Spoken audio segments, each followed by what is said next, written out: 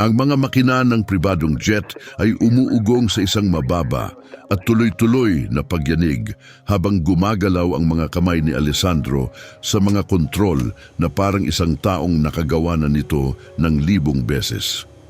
Sa labas ng mga bintana ng cockpit, pinintahan ng huling sinag ng araw ang paliparan ng mga gintong at amber na kulay. Sa loob, kumikintab ang mga upuang gawa sa balat. Nanatiling hindi pa nagagalaw ang champagne sa minibar. Sa likod niya, sa kabin ng mga pasahero, nakaupo si Chiara Montanari na tila nagyeyelo. Ang mukha niya na dati laging kalmado at kontrolado ay pumuti na parang bagong papel. Ang kanyang mga kuko ay nakabaon sa armrest sa sobrang higpit ng kapit at namutla ang kanyang mga buko. 3 oras lang ang nakalipas, 3 oras na ngayon parang isang buong buhay na ang lumipas. Nakatayo siya sa harap ng 50 kasamahan at ibinuhos ang isang timba ng maruming tubig ng mop sa paanan ng lalaking ito. Tinawag niya itong basurang dapat manatiling di nakikita. Hinugot niya ang 100 euro mula sa mamahaling pitaka at inihulog sa maruming tubig, sabay sabing, "Bumili ka ng kaunting dignidad." Ngayon pinapanood niya ang lalaking ito, ang parehong tao, ang janitor, ang walang kwenta na nagpapalipad ng sinasabing eroplano ng kumpanya na parang isang bihasang kapitan ng komersyal na airline. At hindi pa niya alam ang pinakamasaklap na bahagi. Hindi niya alam na ang eroplanong sinasakyan niya ay hindi pag-aari ng kumpanya. Hindi niya alam kung sino talaga ang may-ari nito. Hindi niya alam na sa mga susunod na minuto, lahat ng paniniwala niya tungkol sa kapangyarihan, tagumpay, at ang sarili niyang posisyon sa mundo ay magigiba. Pero malapit na niyang malaman. 6 na buwan ang nakaraan, sa isang malamig na umaga ng Enero, ang punong tanggapan ng Helios Technologies ay nakatayo bilang isang monumento ng modernong ambisyon sa gitna ng business district ng Milan. Isa itong obra ng kontemporaryong arkitektura, 42 palapag ng salamin at bakal na humuhuli sa liwanag ng araw at ibinabalik ito sa lungsod sa anyo ng nakakasilaw na mga refleksyon. Na-feature ito sa mga magasin ng arkitektura. Nanalo ito ng mga parangal sa disenyo. Sa kahit anong sukatan, kahanga-hanga ito. Sa loob ng lobby, ang kapaligiran ay puno ng enerhiya ng isang matagumpay na korporasyon sa tuktok ng tagumpay. Ang tunog ng designer na sapatos na tumatama sa marmol na Italyano ay nagsilbing ritmo ng pagkilos. Ang mga lalaki at babaeng nakasuot ng tailored na mga suit ay kumikilos na may layunin. Ang kanilang mga mata ay nakatutok sa mga smartphone. Ang kanilang mga isipan ay abala na sa pagharap sa mga hamon at oportunidad ng araw. Ang amoy ng bagong timplang espresso ay nagmumula sa executive cafe sa mezzanine, sa kung saan may teleponong tumutunog sa isang malumanay ngunit mamahaling tunog. Lahat sa lugar na ito ay bulong ng tagumpay. Lahat ay nagsasabi ng kapangyarihan. Sa isang sulok ng lobby, malapit sa hanay ng elevator para sa unang 20 palapag, may isang lalaking nakasuot ng kupas na asul na overalls na nagtutulak ng cleaning cart. Medyo umiingay ang mga gulong nito. Isang maliit na kapintasan sa perpektong kapaligiran. Mabagal siyang kumikilos, maingat, nililinis ang mga bagay na halos malinis na. Naglalabas ng basurahan na halos walang laman, ginagawa ang di nakikitang trabaho para mapanatiling maganda ang mga lugar. Ang name tag na nakakabit sa kanyang bulsa ay nagsasabing, Alex. Walang tumitingin sa kanya. Sa isang gusali na puno ng mga taong sanay sa pagtingin sa detalye, sa pagkilala ng oportunidad, sa pagbasa ng mga sitwasyon, wala ni isang lumingon sa direksyon niya. Isa siyang parte ng kagamitan, isa siyang tunog sa background.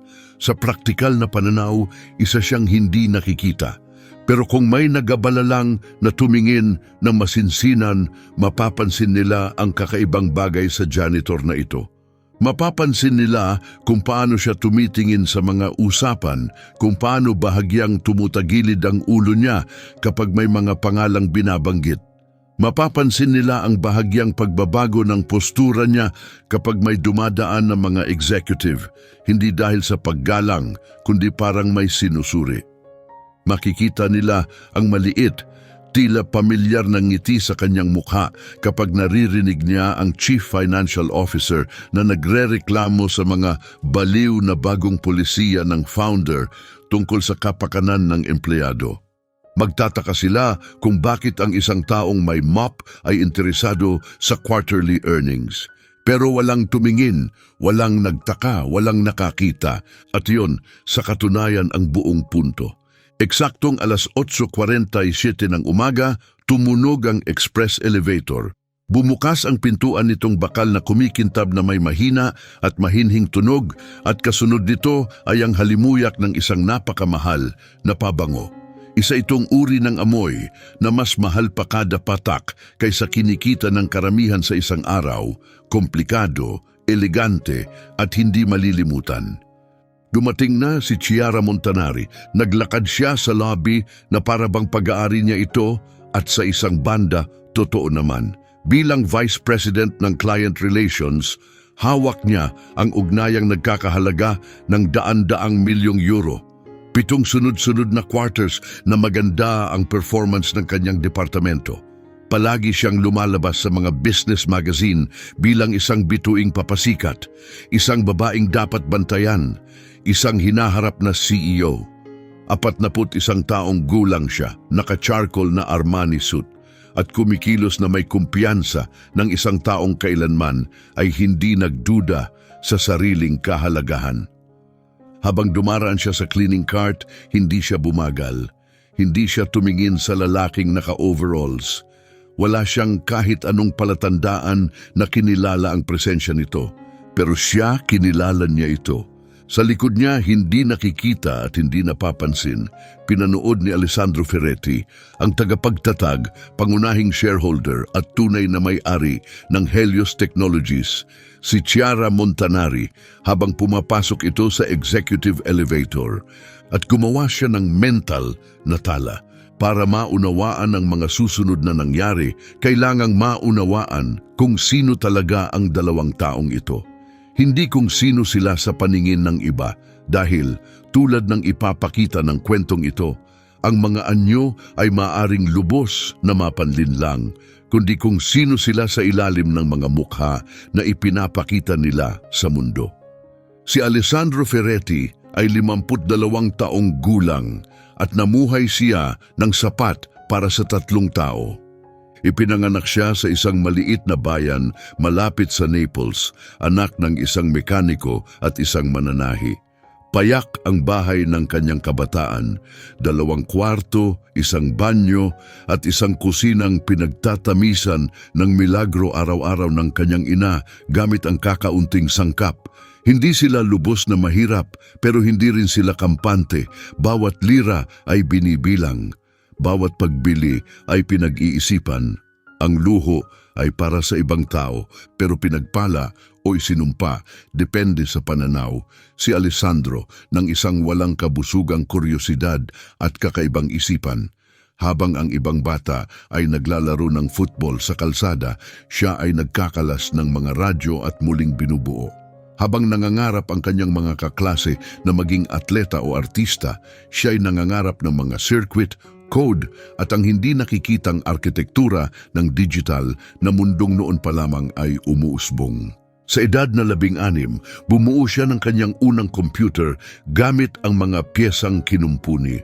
Sa 19, gumawa siya ng kanyang unang software, isang simpleng inventory system para sa grocery store ng kanyang tiyuhin. Sa 23, habang nakatira sa isang maliit at siksik na apartment sa Milan kasama ang 2 kapwa nangangarap na negosyante na bubuhay sa instant noodles at matitigas na pangarap, itinatag niya ang isang maliit na software company.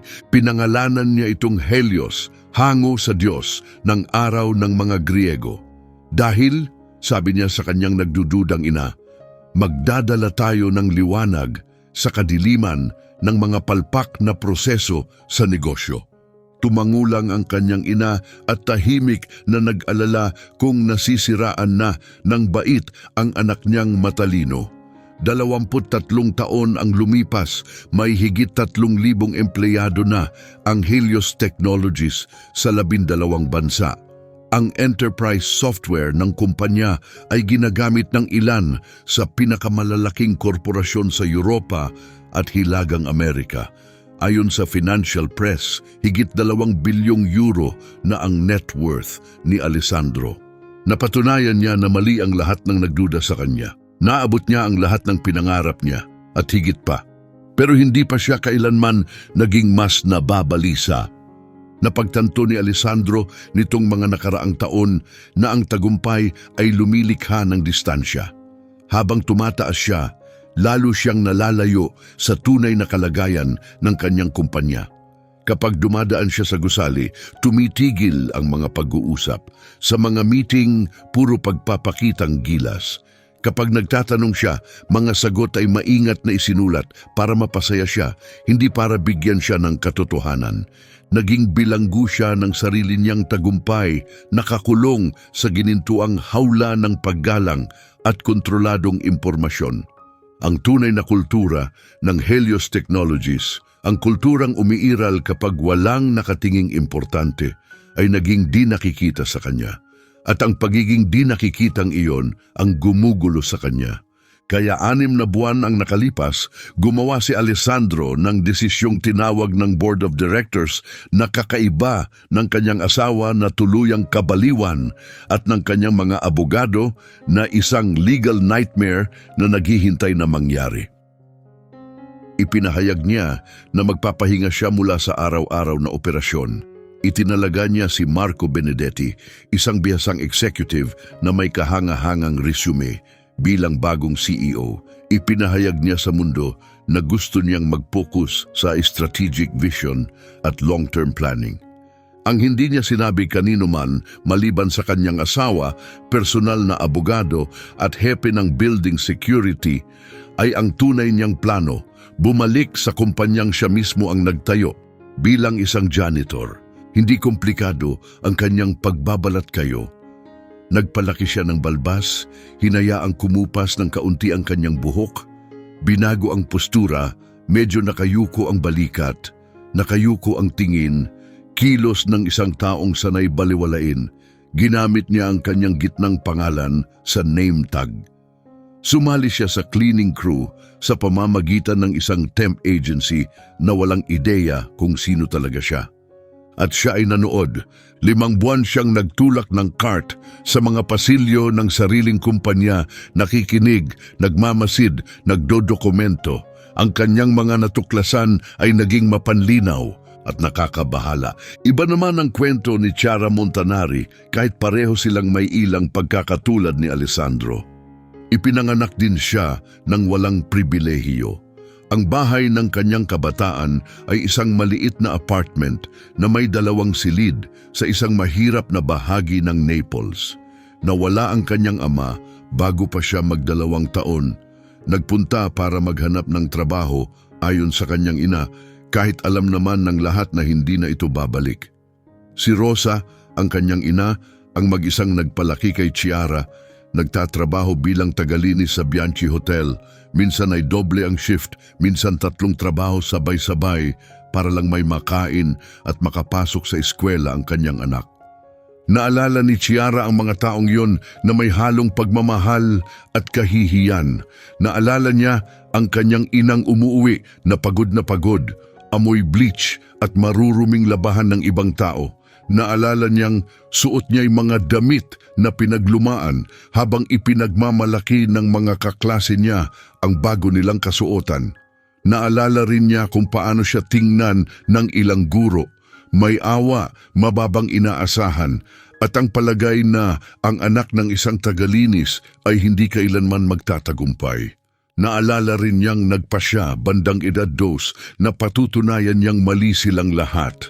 At nagawa nga niya, Diyos ko, nagawa nga niya. Nagtrabaho siya ng 2 trabaho habang nasa universidad. Nagtapos bilang top ng kanyang klase. Nakapasok siya sa isang mahigpit na programa sa pagsasanay sa pamamahala. Tinalo ang mga kandidato mula sa mayayamang pamilya na may koneksyon at pribilehiyong pinapangarap lamang niya noon. Umakyat siya sa corporate ladder gamit ang talas ng diskarte at determinasyon.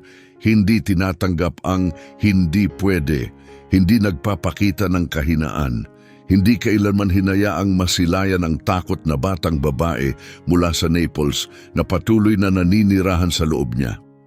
Sa edad na 41, siya na ang lahat ng pinanabikan niya noon.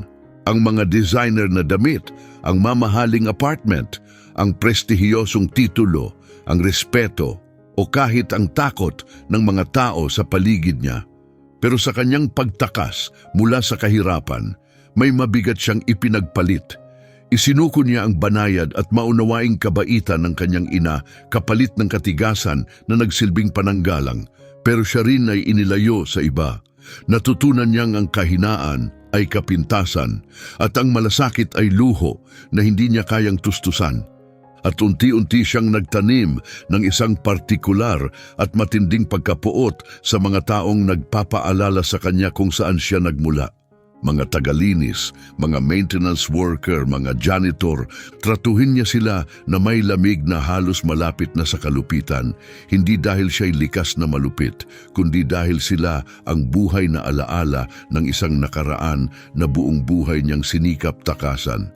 Sa bawat pagkakataong makakita siya ng taong naka-service uniform, nakikita niya ang pagod na mukha ng kanyang ina. At kinamumuhian niya ang paalalang iyon. Galit siya rito, sobrang galit, kaya natutunan niyang kamuhian pati sila. Ito'y pangit, mapagkunwari, at malapit nang magpabagsak sa kanya. Sa loob ng 5 buwan, inobserbahan ni Alessandro ang mga nangyayari sa loob ng kanyang kumpanya mula sa perspektibo ng isang taong hindi umiiral. Natuklasan niya ang mga bagay na hindi kailanman lumabas sa quarterly reports. Nadiskubre niyang madalas dayain ng sales team ang mga client satisfaction survey. Pinapalaki ang bilang para makuha ang kanilang bonus. Nalaman niyang 3 magkakaibang middle manager ang regular na nananakot ng kanilang mga tauhan para magtrabaho ng overtime ng walang bayad gamit ang banta ng masamang performance review. Napanood niyang mawala ang mga lehitimong reklamo sa HR, mga hinaing ng mga empleyadong pinagsamantalahan na tila nalunod sa isang sistemang walang pakialam. Naidokumento niya ang lahat, mga pangalan, petsa, insidente. Isang lumalaking talaan ng ebidensya na nagpapakita ng isang nakakabahalang larawan ng kumpanyang siya mismo ang nagtayo. Pero wala sa mga nakita niya sa 5 buwang iyon ang naghanda sa kanya para kay Chiara Montanari. Una niya itong nakasalubong sa 2 linggo ng kanyang pagbabalat kayo. Naglilinis siya ng basurahan sa executive floor nang lumabas si Chiara mula sa kanyang corner office. May hawak na telepono sa tainga at tinig na puno ng inis. "Wala akong pakialam sa sitwasyon ng pamilya niya," sabi niya. "Kung hindi niya kayang tapusin ang Henderson Report bago mag-Biyernes, humanap ka ng ibang kayang gumawa. Itong mga tao at ang kanilang mga palusot." Dumaan siya kay Alessandro na hindi man lang tumingin sa kanya na normal lamang, inaasahan, bahagi ng kanyang pagiging di nakikita. Pero habang dumadaan siya, basta-basta na lang niyang inihulog sa sahig ang basyong tasa ng kape sa halip na lakarin ng 15 talampakan papunta sa basurahan na nililinis ni Alessandro. Maliit na bagay, munting kilos, pero sapat na para malaman niya kung paano tinitingnan ni Chiara ang mga taong katulad niya. Sa mga sumunod na buwan, mas marami pa siyang nakalap na ebidensya. Napanood niyang sigawan ni Chiara ang kanyang assistant, isang batang babae na nagngangalang Sofia. Dahil sa isang typo sa internal memo, hindi sa dokumentong para sa kliyente, kundi isang panloob na memo, na baka 5 lang ang makabasa. Nakita niyang pulang-pula ang mukha ni Sofia, halos maiyak, habang dinuduro siya ni Chiara ng 10 minuto tungkol sa attention to detail at professional standards. Narinig niyang inaangkin ni Chiara ang kredito para sa isang matagumpay na campaign na ang totoo'y gawa ni Marco, hindi ang CEO, kundi isang 26 na taong gulang na junior account manager na may galing sa creative work pero walang politika. Nang purihin ng kliyente ang proyekto, ngumiti si Chiara at sinabing, "Salamat, pinaghirapan talaga namin to." Ang namin ay isang kasinungalingan. Si Marco ang gumawa ng lahat. Nakita niyang nilait ni Chiara ang pagbubuntis ng isang kasamahang si Elena sa harap ng ibang executives. Ipinahayag ni Elena na magli-leave siya sa loob ng 3 buwan. Pagkaalis nito, nag-roll ng mata si Chiara at sinabing, "Tingnan mo, hindi na yan babalik. Hindi naman sila bumabalik. Sayang lang ang training." Bawat insidente, itinala ni Alessandro. Bawat kalupitan, inalala niya. Bawat revelasyon ay nagdagdag ng isa pang piraso sa larawan ni Chiara Montanari na unti-unting nabubuo sa kanyang isipan. Nagsimula na niyang maunawaan ang kanyang pattern. Mabait siya sa sinumang may kapangyarihan, sa sinumang makakatulong sa kanyang karera. Ngunit malupit siya sa mga nasa ibaba, sa mga walang kakayahang lumaban. Isang klasikong kalkulasyon ng isang bully at naperpekto niya ito bilang isang sining. Naisip ni Alessandro kung may sino man ng minsan na humarap sa kanya. Kung may sino man bang kailanman ay nagpakita sa kanya ng salamin. Malapit na niyang malaman, dumating ang umaga ng Hunyo 15 na may perpektong panahon na paminsan-minsan lang ibinibigay ng Milan tuwing simula ng tag-init. Maliwanag ang araw, mababa ang halumigmig, at may banayad na hanging may dalang bango ng mga bulaklak mula sa hardin sa looban. Sa loob ng Helios Technologies, malapit nang magsimula ang quarterly all-hands meeting. Isa ito sa mga tradisyon ng kumpanya, isang pagtitipon ng lahat ng empleyado, mula senior executives hanggang sa mga junior interns, kung saan ipinagdiriwang ang mga tagumpay ng bawat departamento, ibinabahagi ang mahahalagang balita, at nagbibigay ng inspirasyong pananalita ang CEO tungkol sa hinaharap. Ang pangunahing conference hall sa ikatlong palapag ay kayang maglaman ng halos 200 tao, ngunit sa mga meeting na ganito, 50 empleyado lamang mula sa headquarters ang dumadalo ng personal. Ang iba'y sumasali virtually mula sa iba't ibang opisina sa buong mundo. Maingat na sinuri ni Alessandro ang schedule ng pulong. Ayon sa plano, matatapos ang paglilinis ng ikatlong palapag ng alas 8:30 ng umaga. Isang buong oras bago ang pagsisimula ng meeting sa alas 9:30. Inayos niya ang kanyang ruta nang naayon, iniiwang huli ang conference hall. Ang hindi niya inaasahan ay ang pagkasira ng elevator na nagpabagal sa kanya ng 20 minuto. Pagsapit ng alas 8:47 ng umaga, nang sa wakas ay naitulak na niya ang kanyang cart papasok sa conference hall, nagsisimula nang mapuno ang silid. Ang mga naunang dumating ay kumukuha na ng gustong upuan, nagche-check ng telepono at nakikipagkwentuhan. Mabilis niyang sinuri ang sitwasyon. Kaya niyang tapusin ang paglilinis sa loob ng 15 minuto kung bibilisan niya, sapat pa rin para makalabas bago opisyal na magsimula ang pulong. Agad siyang nagtrabaho, kumikilos ng mabilis sa paligid ng silid, naglilinis ng mga basurahang nakalagay sa gilid ng mga pader. Walang pumapansin sa kanya. Isa lang siyang tagalinis, gumagawa ng trabaho niya, isang ingay sa background. Pagsapit ng alas 9:15, malapit na siyang matapos. Isang bahagi na lang sa may likurang pasukan at maaari na siyang umalis nang hindi napapansin. Doon bumukas ang mga pinto. Pumasok si Chiara Montanari sa conference hall na parang bagyong rumaragasa. Kasama niya ang 2 sa kanyang senior account managers. Kasunod ang 3 internasyonal na kliyente, mga kagalang-galang na Aleman na nakamamahaling suit, halatang naroon para sa mahalagang anunsyo ng partnership na nakatakdang gawin mamaya. Huli siyang dumating, hindi sobrang huli, hindi kapani-paniwalang huli, pero sapat na upang puno na ang silid at lahat ng upuan ay okupado. At halatang inis siya, kitang-kita ni Alessandro sa paninigas sa paligid ng kanyang mga mata, sa tikas ng bawat kilos. Ang pinakadiretsong daan patungo sa mga nakalaang upuan sa unahan ay dumadaan mismo sa tabi ni Alessandro at ng kanyang cleaning cart. Ang kanyang balde ng mop, kalahating puno ng maruming tubig, ay nakalagay sa aisle. Nang makita niyang papalapit si Chiara, agad niyang sinimulang igalaw ang balde palayo sa daraanan. "Pasensya na po ma'am, ililipat ko lang." "Tabi!" Putol ng boses niya sa ingay ng silid. Hindi siya tumingin sa kanya, hindi siya bumagal. "Opo ma'am, sandali lang." Pero hindi siya naghihintay. Hindi siya umiwas. Sinipa niya ang balde. Hindi niya tinulak. Hindi niya aksidenteng natamaan. Sinipa. Tumilapon ang balde. Bumuhos sa makintab na sahig ng conference room ang maruming tubig. 5.5 oras ng dumi mula sa mga pasilyo ng Helios Technologies.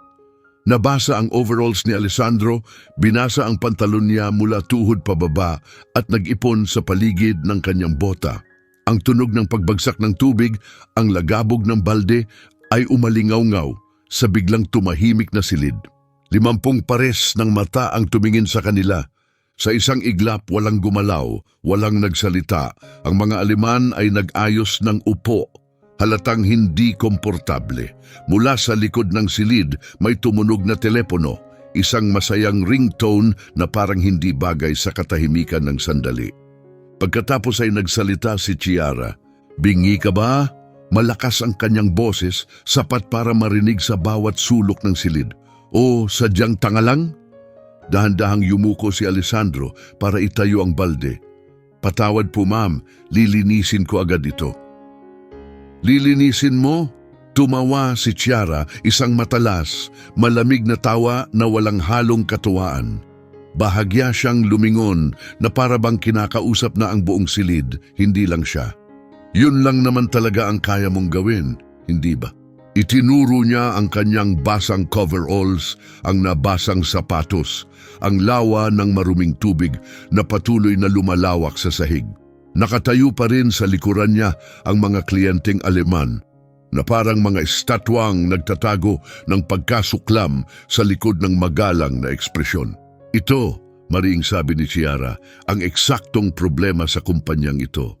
Kumukuha tayo ng mga katulad nila dahil lang sa maling pakiramdam ng pagkakawanggawa at ito ang kapalit. Inkompetensya. Malinis, payak purong inkompetensya." May ilang tahimik na tawa na pumukaw sa katahimikan, bahagyang pilit, bahagyang nerbyoso.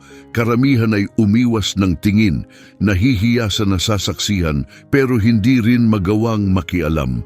Patuloy lang si Alessandro sa pagkuha ng mga natapong gamit sa paglilinis. Mabagal ang kanyang kilos, sinasadya, kontrolado. "Patawad po sa abala ma'am." "Abala?" Lumapit si Chiara, ang mga designer na takong ay kumakliklak sa basang sahig. "Akala mo ba abala lang ito? May internasyonal akong kliyente rito, mahahalagang tao, at ikaw..." Itinuro siya ng daliri ni Chiara. "Pinagmumukha mo kaming parang mga baguhan." "Naiintindihan ko po ma'am, hindi na po mauulit." Hinding-hindi na nga dahil ako mismo ang sisiguro niyan." Tumingin siya sa silid. "Kita niyo ito, di ba?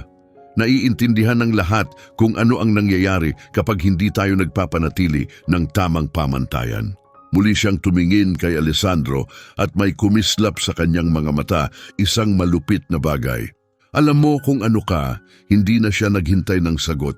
"Hindi ka umiiral, wala kang halaga, nagpapahid ka ng mop dahil wala ka ng ibang kakayahan sa buhay mong kawawa at walang saysay. Ang 10 taong gulang kong pamangkin ay mas may kinabukasan pa kaysa sayo. Kahit isang sinanay na unggoy ay kayang gawin ang trabaho mo at marahil mas kaaliw pa." Lubos na ang katahimikan sa silid. Tumigil na maging ang mga nagpatawa kanina. Isa sa mga kliyenteng Aleman, isang matandang lalaking may pilak na buhok at mabait ang mga mata, ay mariing napakunot noo, parang gustong magsalita. Ngunit hindi pa tapos si Chiara. Dinukot niya mula sa kanyang mamahaling handbag ang kanyang pitaka. Sa eksaheradong kilos, hinugot niya ang €100, malinis, tuwid, malamang ay kinuha pa mula sa ATM kaninang umaga. Itinaas niya ito para makita ng lahat. Gusto mong malaman ang pinagkaiba natin? Ngumiti siya pero hindi umabot sa mga mata ang ngiting iyon. Malamang mas malaki pa ito sa kinikita mo sa isang araw. Baka mas malaki pa sa kita mo sa isang linggo. Sa akin, wala lang ito, barya. Gastos ko lang sa kape. Binitiwan niya ang pera, hayaan itong lumaglag sa lawa ng maruming tubig sa paanan ni Alessandro. Bumili ka ng kaunting dignidad dahil mukhang hindi mo yan kayang kitain. Bumagsak ang pera sa tubig, nakatihaya, agad na sinisip-sip ang dumi. Tiningnan ito ni Alessandro. Pagkatapos ay tumingin siya kay Chiara. Pagkatapos ay bumalik ang tingin sa pera. Mabagal, maingat, yumuko siya at pinulot ang pera. Tumutulo ang maruming tubig mula sa bill habang hawak niya ito. Ngumiti si Chiara, may tagumpay sa mukha at inayos ang kanyang Armani jacket. Magaling na bata, ngayon tapusin mo na yang kalat bago magsimula ang pulong. Kami may totoong trabaho.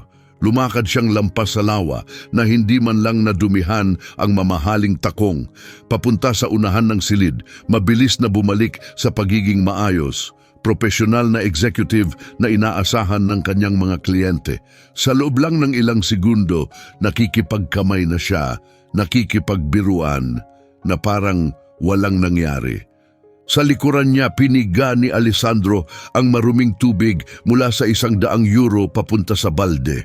Walang ekspresyon ang kanyang mukha. Ang kanyang katawan ay nanatiling mababa ayon sa papel na ginagampanan. Ngunit kung may tumingin ng mabuti at wala ni isa, makikita sana nila ang pagbabagong naganap sa kanyang mga mata. Isang bagay na tila desisyon. Ang natitirang bahagi ng quarterly meeting ay nagpatuloy ng walang abala. Tinapos ni Alessandro ang paglilinis ng sahig, kinuha ang kanyang mga gamit at tahimik na lumabas sa service entrance. Walang nakapansin sa kanyang pag-alis. Walang nagtaka kung saan siya nagtungo. 3 oras ang lumipas, eksaktong 12:47 ng umaga, nakatanggap si Chiara Montanari ng isang kagyat na notification sa kanyang telepono. Nasa kanyang corner office siya noon, tinatapos ang isang working lunch habang nire-review ang mga kontrata nang dumating ang mensahe. Mula ito sa opisina ng CEO kay Marco Benedetti mismo o mas eksakto sa kanyang assistant, at may pulang flag na nangangahulugang pinakamataas na antas ng prioridad. Mahalaga, emergency sa kliyente sa Rome, hindi maaaring ipagpaliban ang meeting sa Bellini Group. Handa na ang company jet sa Linate, alis sa loob ng 70 minuto, nasa lobby na ang driver. Napakunot noo si Chiara. Ang Bellini Group ay isa sa pinakamalalaking kliyente ng Helios sa Italia, isang manufacturing conglomerate na may halagang halos €50 milyong kada taon sa mga kontrata. Kung may krisis na nangangailangan ng kanyang personal na pagharap, hindi niya ito maaaring balewalain. Mabilis niyang chinek ang kanyang kalendaryo, tumawag ng ilang reschedule at kinuha ang kanyang overnight bag mula sa cabinet kung saan palagi niya itong inihahanda para sa mga ganitong biglaang biyahe. Makalipas ang 30 minuto, nasa likuran na siya ng isang itim na Mercedes, papunta sa Linate Airport sa Milan. Ginamit niya ang oras sa biyahe para repasuhin ang Bellini account, sinusubukang alamin kung ano ang maaaring nagkamali. May ilang reklamo kamakailan tungkol sa delivery schedules, pero wala namang bagay na mukhang malubha. Baka may executive na nag-alinlangan sa extension ng kontrata o baka may kalabang kumpanya na sumingit. Kahit ano pa yon, kakayanin niya, lagi naman niyang nakakaya. Huminto ang sasakyan sa terminal ng pribadong eroplano at bumaba si Chiara sa ilalim ng sikat ng araw ng hapon. Kita niya agad ang jet ng kumpanya sa may tarmac, isang makinis na Cessna Citation na ilang beses na rin niyang nasakyan. Isa ito sa mga benepisyo ng kanyang posisyon, isang konkretong simbolo ng kanyang kahalagahan sa kumpanya. Mabilis siyang naglakad papunta sa eroplano. Hawak pa rin ang telepono habang nagdidikta ng mga tala sa kanyang assistant. Hindi niya talaga tiningnan ang eroplano. Hindi niya napansin ang anumang kakaiba sa ground crew at lalong hindi siya sumulyap sa cockpit. Umakyat siya sa hagdan ng eroplano, yumuko papasok sa pinto ng kabin at umupo sa nakasanayan niyang upuan, ikalawang hanay, bintana, nakaharap sa unahan.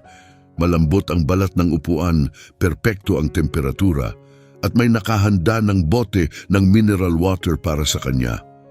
Tinapos niya ang tawag, inihinto ang diktasyon, at saka lamang siya tumingala. Doon niya narinig ang boses. "Magandang hapon, Ginges Montanari." Galing ito sa cockpit, isang boses ng lalaki, kalmado at profesional, may kaunting punto na hindi niya mawari kung saan galing, pero parang pamilyar. May kung anong tono at ritmo na nagpapaigting ng kaba sa kanyang tiyan kahit hindi niya maintindihan kung bakit. Ang oras ng biyahe papuntang Roma ay humigit kumulang 55 minuto, patuloy ng boses. "Maayos ang panahon sa buong ruta, mangyaring maging komportable po kayo." Yumuko si Chiara sa kanyang upuan, pilit na sumisilip papunta sa cockpit. "Sino ang piloto ngayon? Nasaan si Captain Rossi?" "Nagpaalam si Captain Rossi ngayong umaga. Ako po ang piloto ninyo ngayon." May kakaiba sa paraan ng pagkakasabi niya ng piloto ninyo. Parang may bahid ng biro. Naramdaman ni Chiara ang kilabot na gumapang sa kanyang likod. "Pwede ka bang lumapit dito sandali?" tanong niya. "Gusto kong makilala muna ang piloto bago tayo lumipad. Pamantayan lang." Isang saglit na katahimikan, tapos ay, "Siyempre, Ging Montanari, sandali lamang po."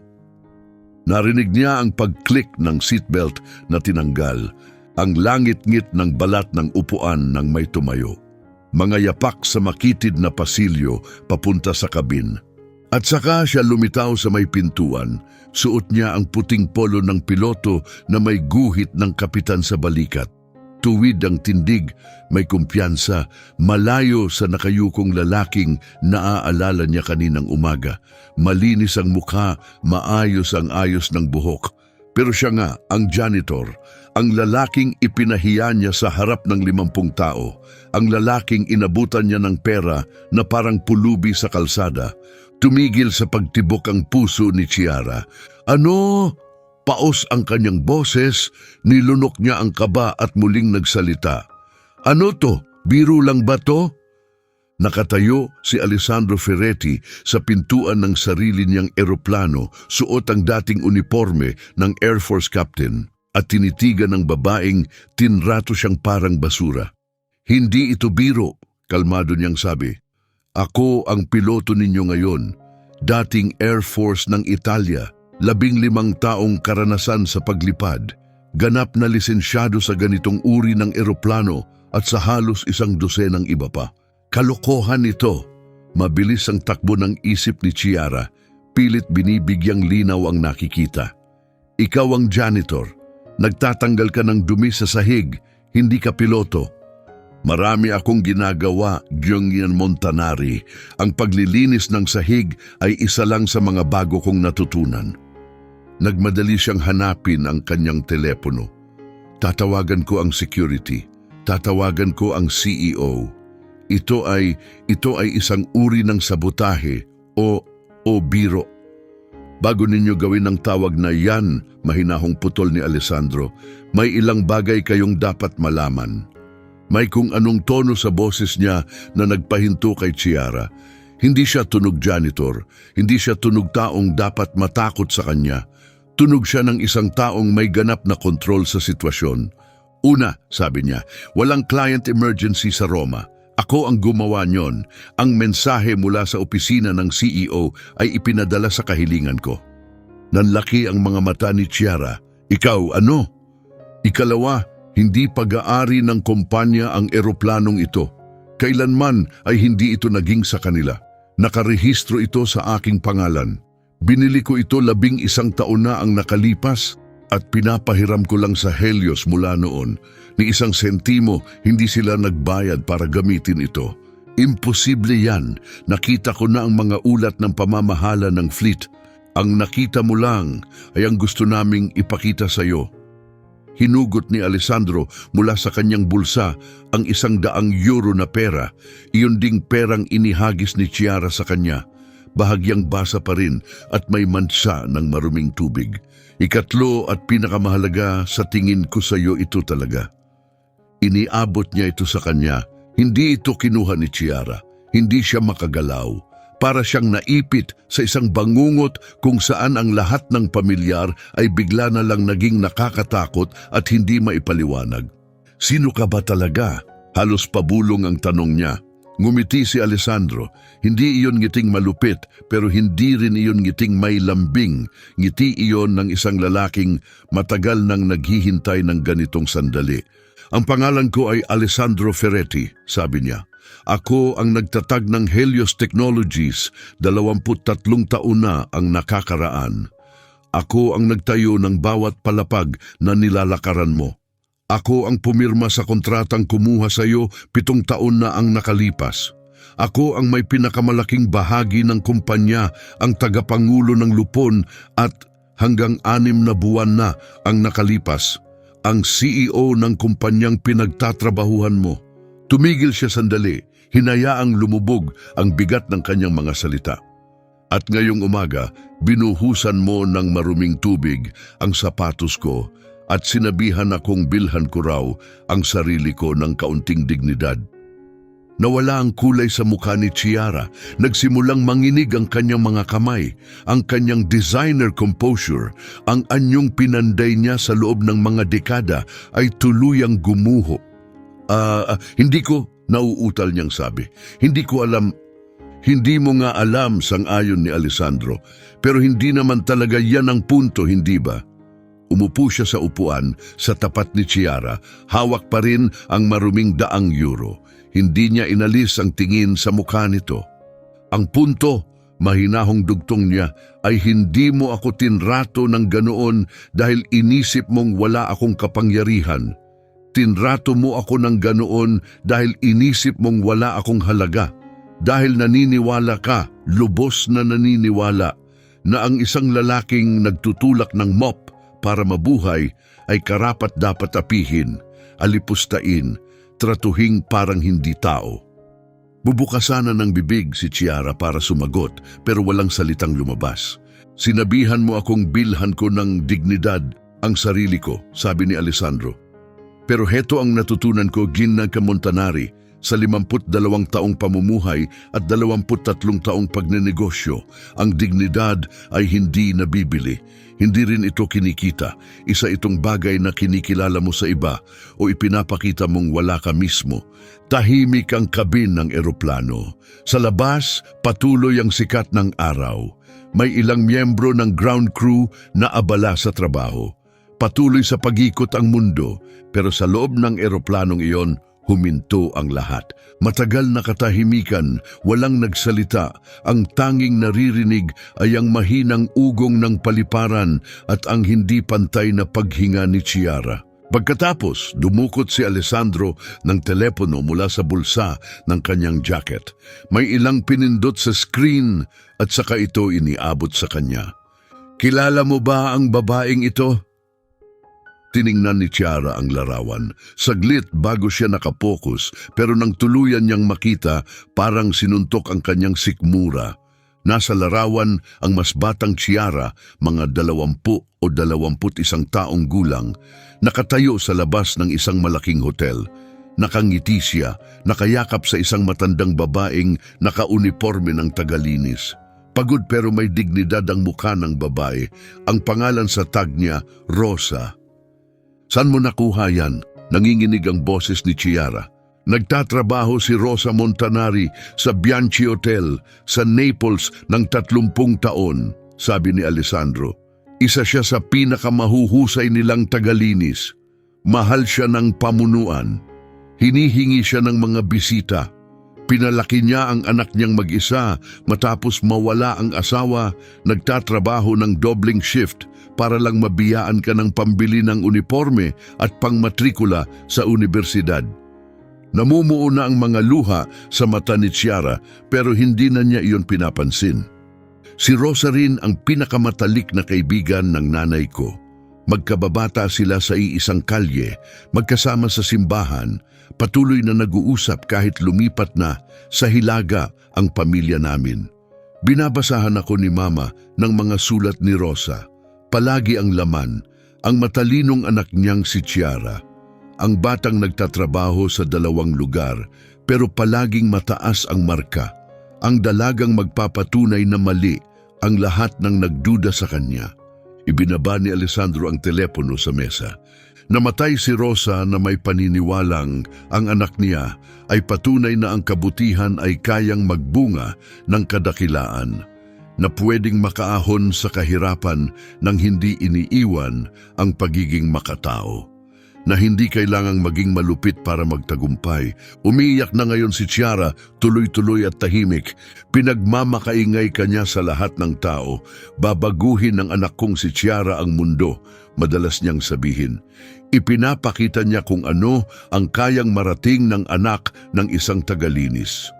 Bahagyang yumuko si Alessandro palapit. Kaya kailangan kitang tanungin, Jungiton Montanari. Kailangan kong maintindihan. Kailan mo napagdesisyunang patunayan na mali siya? Kailan naging ganito ang batang labis niyang ipinagmamalaki? Ang babaeng naghahagis ng pera sa mga janitor at sinasabing wala silang halaga. Tuluyang gumuho si Chiara. Hindi ito maganda, hindi ito kontrolado. 25 taon ng pagtatayo ng depensa, mga pader, kayabangan at kalupitan gumuho sa isang iglap. Ibinaba niya ang mukha sa kanyang mga palad at humagulhol, malalim, pangit at masakit na paghagulgol na tila nanggaling sa kaibuturan ng kanyang pagkatao. Umupo si Alessandro at naghintay. Hindi siya nag-alok ng aliw, hindi siya umiwas ng tingin, basta lamang siyang nariyan, saksi. Matapos ang tila 1 oras, ngunit ilang minuto lamang, unti-unting humupa ang iyak ni Chiara. Itinaas niya ang mukha, basa ng luha, at tumingin sa kanya, mga matang tila mas bata na ngayon, mas marupok, mas tao. Hindi ko alam, mahina niyang bulong. Hindi ko alam kung kailan nangyari. Sa kung anong punto, nagsimula akong kamuhian ang lahat ng nagpapaalala sa akin ng pinagmulan ko. Ang mga uniforme, ang mga kariton ng panlinis, ang mga taong tumitingin sa akin na parang alam nila kung sino talaga ako. Huminga siya ng malalim, nanginginig. Tuwing nakakakita ako ng taong nagtatrabaho sa serbisyo, nakikita ko ang nanay ko at kinamumuhian ko iyon. Kinamumuhian kong maalala kung gaano kami kawalang laban noon. Kinamumuhian ko kung paanong tiningnan kami ng mayayaman na parang wala kaming halaga. At sa kung anong paraan, nagsimula akong tratuhin ang ibang tao sa parehong paraan kasi. Kasi kung ako ang tumitingin, baka hindi ko na maramdaman kung gaano ako kaliit. Dahan-dahang tumango si Alessandro. Totoo yan, kahabag-habag. Makatao. Tumigil siya sandali, pero hindi yan nagbabago ng kahit ano. Napatingala si Chiara, may bahid ng desperadong pag-asa sa kanyang mga mata. Anong ibig mong sabihin? Tumayo si Alessandro. Nang muli siyang magsalita, kalmado pero matatag ang kanyang boses. Boses ng taong naghahatid ng hatol. Simula ngayon, suspendido ka mula sa Helios Technologies. Walang sahod, walang benepisyo, walang access sa anumang ari-arian ng kumpanya. 3 buwan. 3 buwan masisira ako? Posible yan. Wala ni katiting na simpatya sa kanyang boses. Pero posible rin na may matutunan ka. Sa panahong ito, hindi ka makikipag-ugnayan sa sinumang empleyado ng Helios. Hindi mo susubukang ipaliwanag o bigyang katwiran ang mga nangyari. Basta ka lang mawawala. At pagkatapos ng 3 buwan? Pagkatapos ng 3 buwan at tanging kung maipapakita mong tunay kang nagbago, pwede kang mag-apply para bumalik, hindi sa dati mong posisyon, sa entry-level na trabaho. Magsisimula ka sa ibaba, gaya ng lahat ng iba. Tinitigan siya ni Chiara, hindi makapaniwala. Ipinapagawa mo sa akin na itapon ang 20 taon ng karera ko. Binigyan kita ng pagkakataong itayo ulit yon, pero hindi na sa kalupitan. Lumakad si Alessandro papunta sa pintuan ng eroplano. Karamihan ng nasa posisyon mo hindi na nabibigyan ng ganitong pagkakataon. Tinatanggal sila agad, sa publiko, sira ang reputasyon. Ang inaalok ko ay katahimikan at posibilidad. Nasa sayo kung paano mo yun gagamitin. Binuksan niya ang pinto, bumulaga sa kabin, ang sinag ng huling araw. May sasakyang maghahatid sa iyo pa uwi. Mas mabuti sigurong gamitin mo ang biyahe para pag-isipan kung sino talaga ang gusto mong maging. Bumaba siya sa hagdan, saka tumigil at lumingon. Isa pa, yung €100 na inihagis mo sa akin, sayo na, ipa-frame mo. Ilagay mo sa lugar na lagi mong makikita dahil ang dignidad na sinabi mong bilhin ko, malapit mo nang malaman kung magkano talaga ang halaga niyan. At umalis na siya. Kumalat sa Helios Technologies ang balita na parang apoy, kahit pa maingat na malabo ang opisyal na pahayag, personal leave, pamilya, mga tipikal na euphemismong alam na ng lahat kung paano basahin sa pagitan ng linya. Pero pinuno ng tsismis ang puwang. May nagsabing nahuling nagnanakaw si Chiara. Ang iba'y nagbulungan tungkol sa mental breakdown, eskandalo o pakikipagrelasyon sa isang kliyente. May ilan yung mga nakasaksi ng insidente sa conference room na may hinala sa totoo pero hindi makapaniwala. Para kay Chiara, ang unang linggo ay puro pagkabigla. Parang multo siyang gumagala sa loob ng mamahaling apartment niya, hindi maunawaan kung ano ang nangyari. Sigurado siya sa lugar niya sa mundo, kumpiyansa sa kanyang maskara, at hindi niya naisip kailanman na mawawala lahat ito. At sa ganitong bilis, ang 2 linggo ay galit. Galit kay Alessandro. Galit sa sistemang sa tingin niya ay hindi patas. Galit sa mundong nagpaparusa sa isang babae sa isang pagkakamali, habang ang mga lalaki ay nakakalusot sa mas malala araw-araw. Nagsulat siya ng mga galit na email na hindi naman niya naipadala. Pinangarap niyang magsampa ng kaso, magsalita sa media, wasakin ang lahat. Ang 3 linggo ay dumating na ang paniningil. Palaging sagad sa suweldo ang pamumuhay ni Chiara, mga designer na damit, mamahaling apartment, imahe ng tagumpay na matagal niyang inalagaan. Nang wala na siyang kita, unti-unting gumuho ang buhay na iyon. Hindi na bayaran ng mga credit card. Tumawag ang landlord tungkol sa renta. Kinuha ng bangko ang kanyang BMW isang Martes ng umaga habang pinapanood niya mula sa bintana, sobrang nahihiya para lumabas. Pagsapit ng 4 na linggo, lumilipat na siya mula sa kanyang apartment.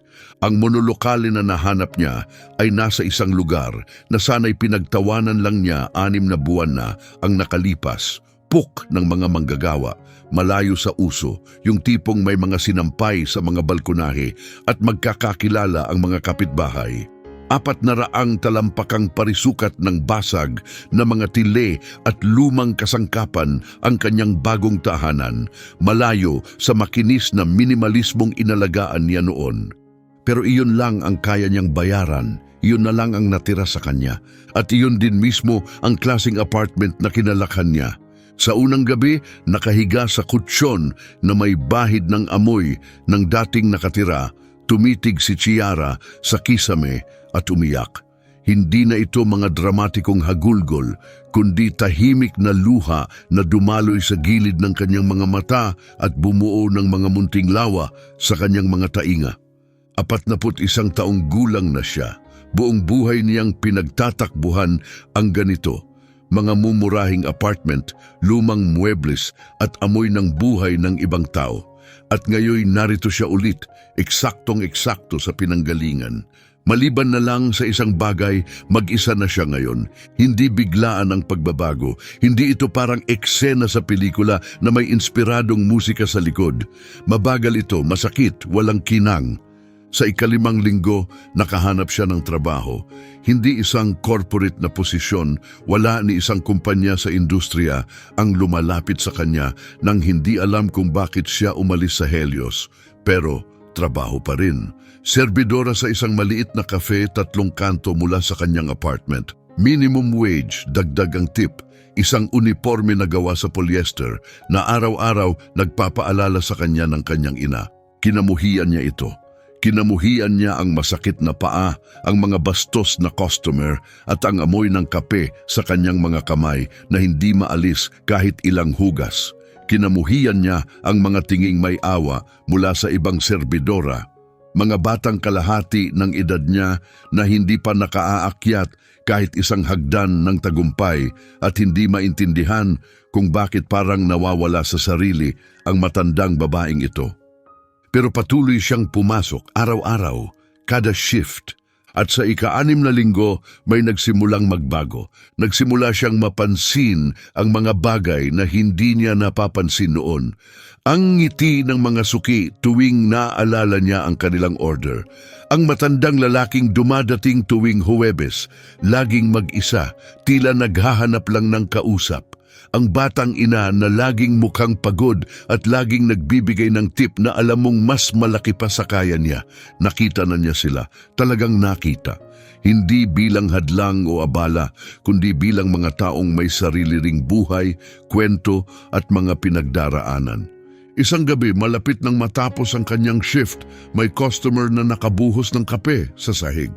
Aksidente lang. Isang siko na nadulas, isang tasang masyadong malapit sa gilid pero tila gumuho ang mukha ng babae sa kahihiyan. Pasensya na po, nauutal ang babae. Ang tanga ko talaga, palagi akong ganito. At may naramdaman si Chiara sa loob niya na gumalaw. Ayos lang, narinig niyang sabi ng sarili at totoo ang tinig niya. Talagang nangyayari ang ganito. Ako na ang maglilinis. Kinuha niya ang mop sa likod, isang mop gaya ng hawak ni Alessandro noon at nilinis ang sahig. Habang ginagawa niya ito, naalala niya ang mga sinabi ni Alessandro sa eroplano. Ang dignidad ay hindi nabibili, hindi ito kinikita. Isa itong bagay na kinikilala mo sa iba o ipinapakita mong wala ka mismo. Sa wakas, naintindihan niya kung ano ang ibig niyang sabihin. Sa unang araw ng ika-4 na buwan, pumasok si Chiara sa lobby ng Helios Technologies. Ang suot niya ay mga simpleng damit. Walang designer, walang mamahalin. Nakapusod ang buhok sa praktikal na estilo. Wala siyang dalang briefcase, laptop bag o anumang simbolo ng kapangyarihang minsan niyang pinanghawakan. Sa katunayan, kamukha niya ang mga tagalinis na minsan ay kinamuhian niya. Hindi siya agad nakilala ng guard sa front desk. Nang makilala siya, bahagyang nanlaki ang mga mata nito pero walang sinabi. Sinilip lamang ang kanyang pangalan sa listahan at itinuro ang elevator. Mas mahaba ang pakiramdam niya sa biyahe papunta sa ika-42 palapag kaysa dati. Naghihintay sa kanya si Alessandro sa opisina nito. Hindi sa dating CEO suite na labis niyang pinagnasaan, kundi sa isang mas maliit na silid na kinuha niya nang bumalik mula sa kanyang undercover na eksperimento. Napapalibutan ng mga libro at larawan ang mga pader. Ang overalls ng janitor, malinis at plansado, ay naka-frame malapit sa bintana. Bumalik ka, sabi niya. Sinabi mong maaari kong bumalik kung mapapatunayan kong nagbago na ako. Sinabi kong maaari kang mag-apply. Hindi ko sinabing tatanggapin kita. Tumango si Chiara. Inihanda niya ang sarili para rito. Inihanda niyang marinig ang pagtanggi, ang pagpapaalis, ang paalalang may mga tulay na hindi na pwedeng muling tawirin. Alam ko, sabi niya, pero kailangan ko pa ring subukan. Inilabas niya mula sa kanyang bag ang isang lukot at luma ng piraso ng papel. Ang €100 may mantsa pa rin ng maruming tubig sa kabila ng lahat ng pagsubok niyang linisin ito. Sinabi mong ipa-frame ko ito na dapat araw-araw ko itong makita. Inilapag niya ito sa mesa. Ginawa ko. At sa tuwing titingnan ko ito, naiisip ko kung anong klaseng tao na ako. Hindi lang noong araw na iyon, kundi sa pagdaan ng mga taon, mga dekada, kung paano ko tratuhin ang mga tao, kung paanong naniwala ako na ang kalupitan ay lakas at ang habag ay kahinaan. Huminga siya ng malalim. Hindi ko na mababawi ang mga ginawa ko. Hindi ko na maibabalik ang perang inihagis ko o mababawi ang mga salitang binitiwan ko. Pero maaari kong piliin kung sino ang gusto kong maging mula ngayon. At gusto kong maging isang taong makikilala ng nanay ko. Tahimik na tinitigan siya ni Alessandro ng matagal. Pagkatapos ay dinampot niya ang telepono at pinindot ang isang buton. Sofia? Maari ka bang pumunta sa opisina ko? Bumagsak ang pakiramdam ni Chiara, si Sofia, ang assistant na ilang taon niyang inalipusta. Ang babaeng ilang beses na niyang pinaiyak, hindi na mabilang. Nang lumitaw si Sofia sa may pintuan, hindi mabasa ang kanyang mukha. Sofia, sabi ni Alessandro, may gusto sanang sabihin sa iyo si Gininges Montanari. Naglaho ang lahat ng pinaghandaang salita ni Chiara. Nakatayo sa harap ng babaeng labis niyang nasaktan. Ang tanging kaya niyang sabihin ay ang totoo mula sa puso. Pasensya na, sabi niya. Pasensya na sa bawat pagkakataong pinaramdam ko sa iyo na maliit ka. Pasensya na sa paraan ng pakikipag-usap ko sa iyo, sa mga salitang binitiwan ko, sa mga luha mong ako ang dahilan. Hindi mo deserve ang alinman doon. Hindi ikaw ang may problema, ako ang problema. Namasa ang mga mata ni Sofia, ilang saglit ng katahimikan, pagkatapos ay dahan-dahan siyang tumango. Naniniwala ako sa iyo, sabi niya. Hindi pa kita napapatawad, pero naniniwala akong totoo yan. Makatarungan yan, bulong ni Chiara. Sobra pa na nga sa makatarungan. Pagkaalis ni Sofia, umupo si Alessandro at bahagyang sumandal sa upuan. May alok akong posisyon para sa iyo, sabi niya.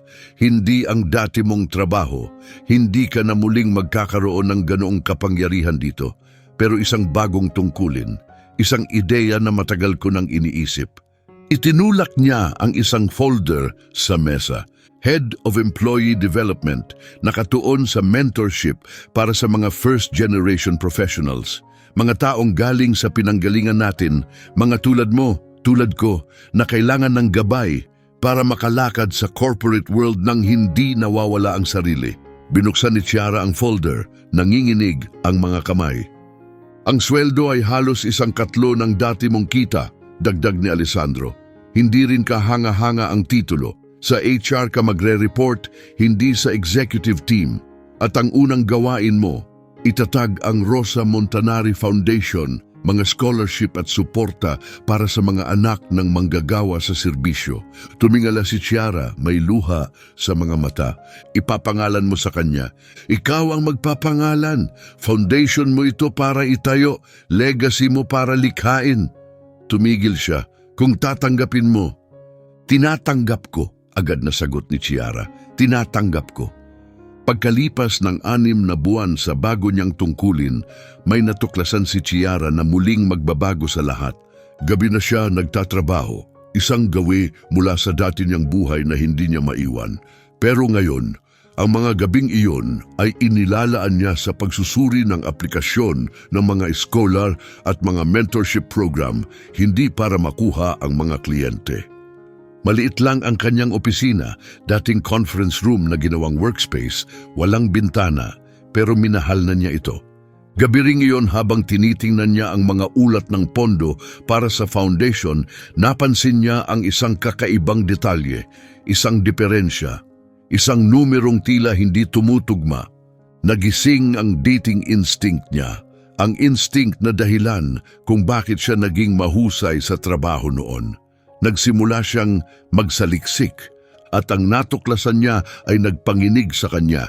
Mga shell company, offshore accounts, peking invoices, isang sapot ng panlulokong malinaw ang pinagmumulan.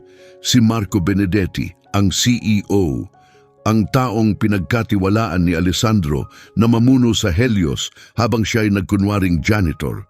Nagnanakaw si Marco ng milyon-milyong halaga sa loob ng maraming taon. Mag-isa si Chiara sa kanyang maliit na opisina, nakakalat ang ebidensya sa mesa at nakaharap sa isang imposibleng desisyon. Kung isusumbong niya ito, lalaban si Marco. May mga kakampi ito sa board, makapangyarihang mga taong pumrotekta sa kanya, may utang na loob sa kanya.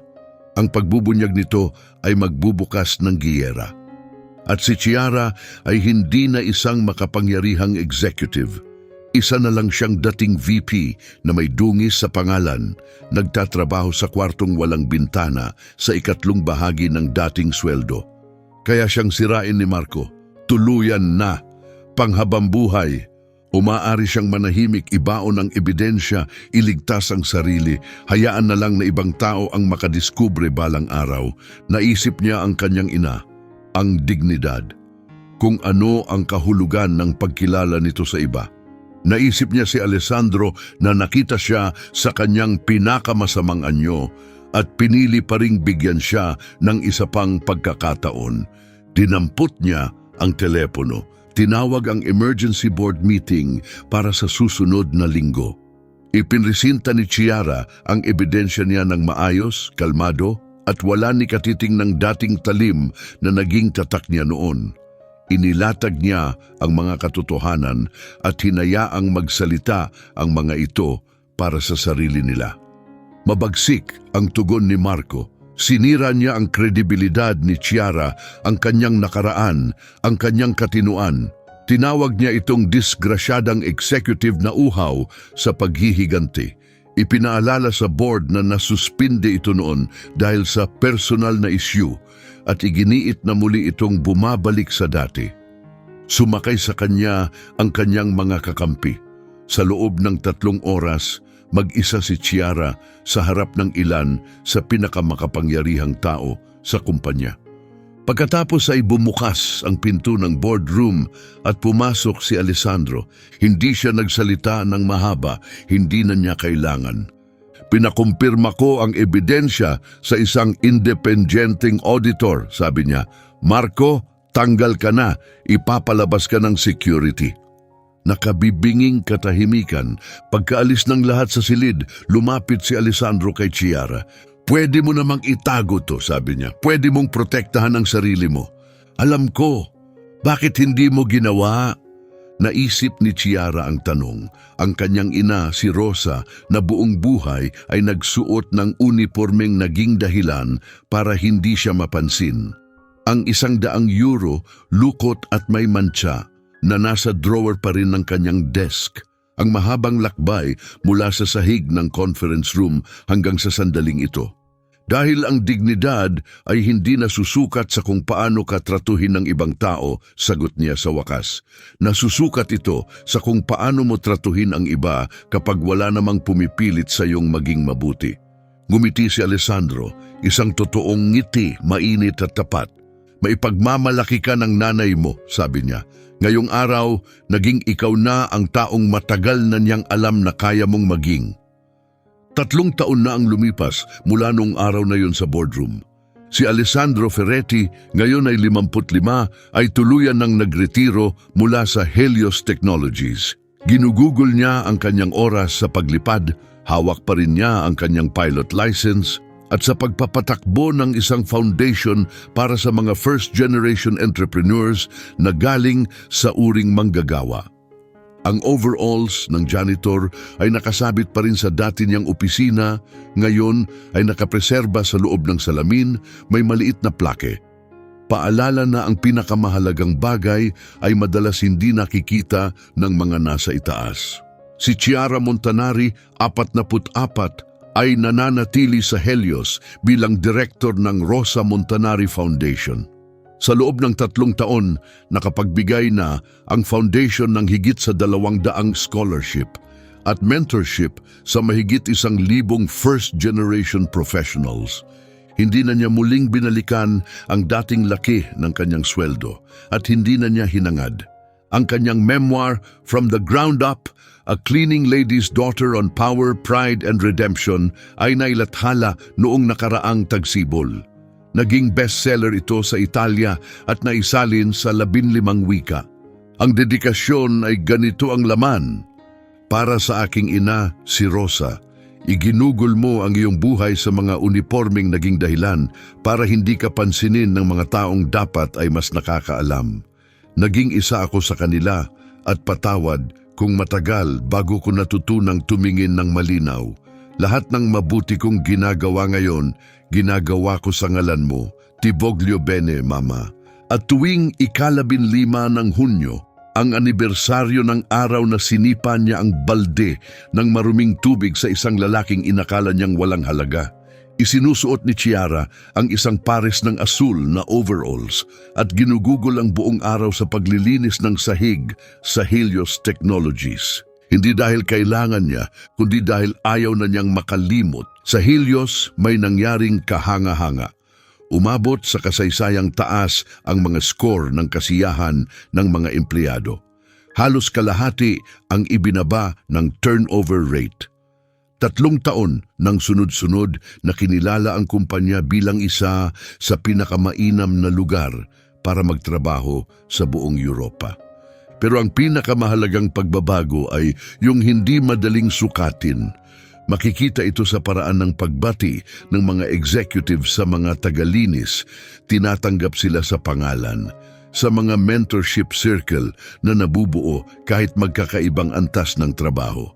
Sa pag-unawa na sa wakas, tunay nang nauunawaan na ang taong nagtutulak ng mop ay maaaring siyang tagapagtatag ng kumpanya, maaaring maging susunod na leader, maaaring kahit sino, at kahit hindi sila ganoon, karapat-dapat pa rin silang igalang. Ngayon, nakasabit na sa lobby ng Helios ang €100, nakapreserba sa isang frame, may plaque na may nakasulat. Ang perang ito ay inihagis sa isang janitor dito sa gusaling ito. Ang janitor na iyon ang nagtayo ng kumpanyang ito. Pero kahit hindi siya ang nagtatag, hindi iyon mahalaga. Ang bawat isa ay may karapatang igalang, hindi dahil sa kung ano ang maaari nilang maging, kundi dahil sa kung sino na sila ngayon. Maraming kumpanya ang nagtangkang kopyahin ang Ferretti Principle, ang patakarang kailangang ang mga executive ay gumugol ng panahon sa mga entry-level na posisyon. Karamihan sa kanila nabigo dahil hindi nila nakuha ang tunay na diwa nito. Hindi ito tungkol sa patakaran, hindi ito tungkol sa programa, ito ay tungkol sa pagkakita sa mga tao, yung totoong pagkakita sa kanila, nakikita mo sila o hindi. At kung hindi, walang anumang patakaran ang makatutulong sa iyo. Kaya ano ang itinuturo sa atin ng kwentong ito? Sa unang tingin, isa itong kwento ng karma, ang mayabang na executive na tumiklop, ang nakatagong bilyonaryo na nagbunyag ng kanyang tunay na pagkatao sa perpektong sandali. At oo, may kasiyahang dulot ang ganyang twist. Pero kung yan lang ang nakuha mo sa kwentong ito, hindi mo nakuha ang punto. Ang tunay na aral ay hindi tungkol sa parusa, hindi tungkol sa paghihiganti, hindi pa nga talaga tungkol sa panganib ng paghusga base sa panlabas na anyo kahit bahagi rin iyon. Ang tunay na aral ay tungkol sa pagpili. Si Chiara Montanari ay may lahat ng dahilan para manatiling kung sino siya noon. Ginarantiyahan ng corporate world ang tagumpay ng kanyang kalupitan. Umunlad ang kanyang karera sa pagiging matalim at walang awa. Walang pumilit sa kanyang magbago. Hindi talaga. Binigyan siya ni Alessandro ng pagkakataon. Pero ang tunay na trabaho, ang pagbabago, ang matinding paglalakbay sa sarili niyang dilim, pinili niya iyon. Araw-araw, buwan-buwan, pinili niyang maging ibang tao. At iyan ang pinakamahalagang bahagi ng kwento dahil tayong lahat sa isang punto ay dumarating sa isang sangandaan. Natutuklasan natin na ang dating tayo ay hindi na kung sino ang gusto nating maging. Nakikita natin ang mga sugat na iniwan natin, ang mga taong nasaktan, ang mga konsensyang naloko. At naroon ang pagpili, magpatuloy o bumalik at magbago. Karamihan nagpapatuloy, mas madali iyon, mas pamilyar, nakakatakot ang pagbabago. Pero may ilan ang matatapang ang tapat na pinipiling lumiko. Tinitingnan nila ang €100 na may mantsa ng maruming tubig at pinipiling hindi pa huli ang lahat. Hindi kailanman huli ang lahat. Kaya ito ang tanong ko sa iyo. Sikaw, sino ka kapag walang importanteng tao ang nanonood? Paano mo tratuhin ang janitor, ang waitress, ang assistant, ang intern? Paano mo tratuhin ang mga taong walang maibibigay sa iyo? Walang koneksyon, walang impluwensya, walang benepisyo, dahil iyan talaga ang tunay mong pagkatao. Ang lahat ng iba pa, acting lang. At ang maganda, nakakatakot na katotohanan ay ito, ikaw ang pumipili. Araw-araw, bawat araw, ikaw ang pipili kung sino ang gusto mong maging. Pumili ka ng tama. Kung tumama sa puso mo ang kwentong ito, pindutin ang subscribe at ibahagi mo ito sa isang taong kailangan itong marinig. Mag-iwan ng komento sa ibaba. Naranasan mo na bang maliitin? Naghusga ka na ba agad sa kapwa? Ano ang nangyari? Ano ang natutunan mo? Nagpo-post kami ng bagong kwento linggo-linggo, mga kwento ng karma, hustisya, pagbabagong loob at mga sandaling humuhubog sa atin. Baka ang susunod na kwento ang magbago ng pananaw mo sa mundo. Hanggang sa muli, tandaan, ang dignidad ay hindi nabibili. Hindi ito kinikita. Isa itong bagay na kinikilala mo sa iba o ipinapakita mong wala ka nito.